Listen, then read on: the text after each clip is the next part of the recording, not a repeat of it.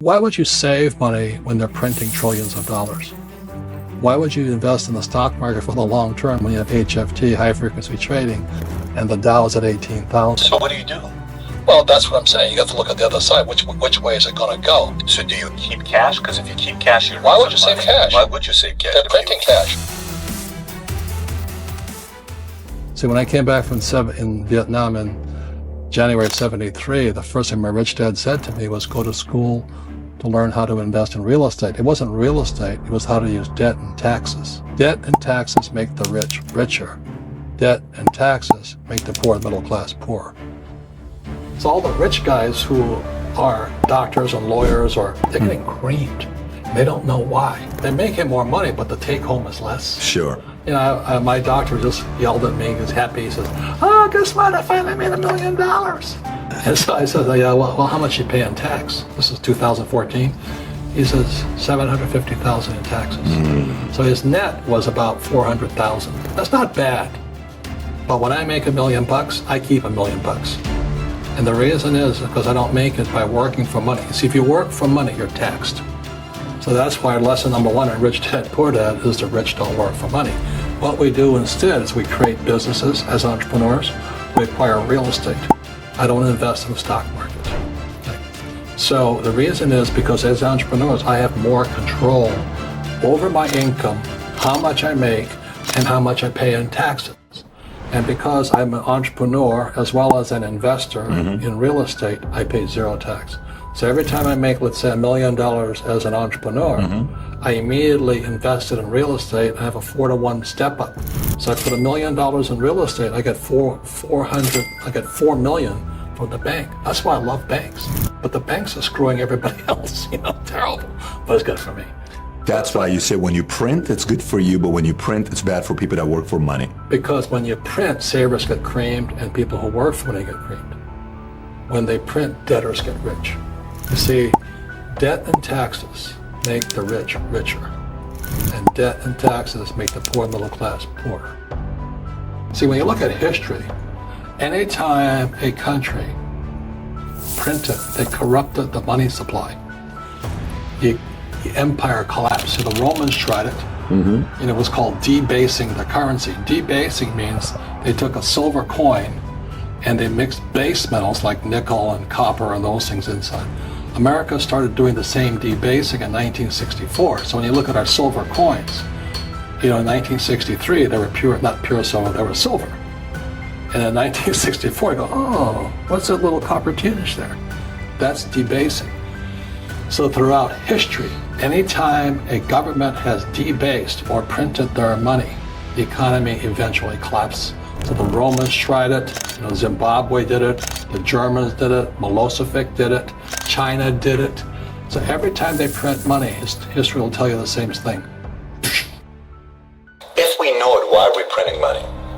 Because people don't understand history. But what they teach you in school is BS. It's watered down. It's not appropriate for the real world. So let's say if everything they teach you in school doesn't work, what if we get rid of school? Then what would happen? Would it be better if we had no educational system at all?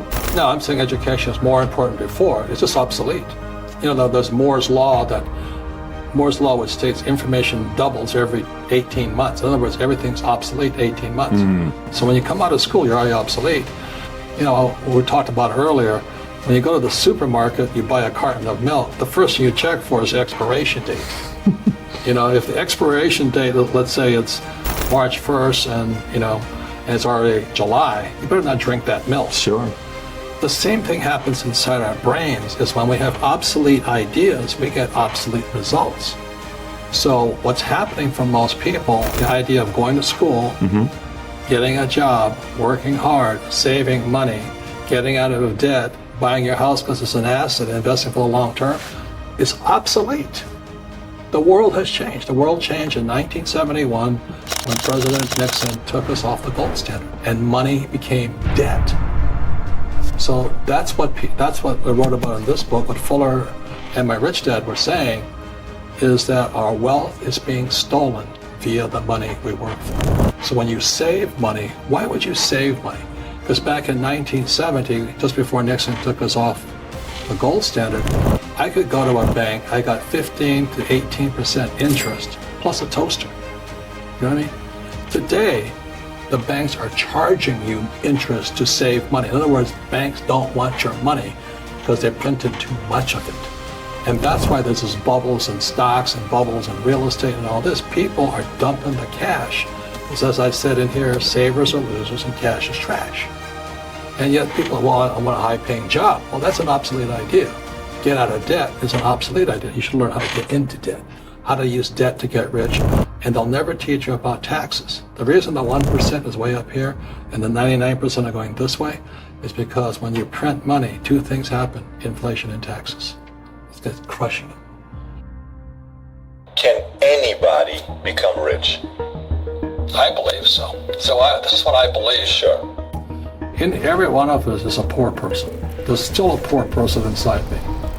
And I still go to the supermarket and say, oh, Crest is on sale or Colgate's on sale.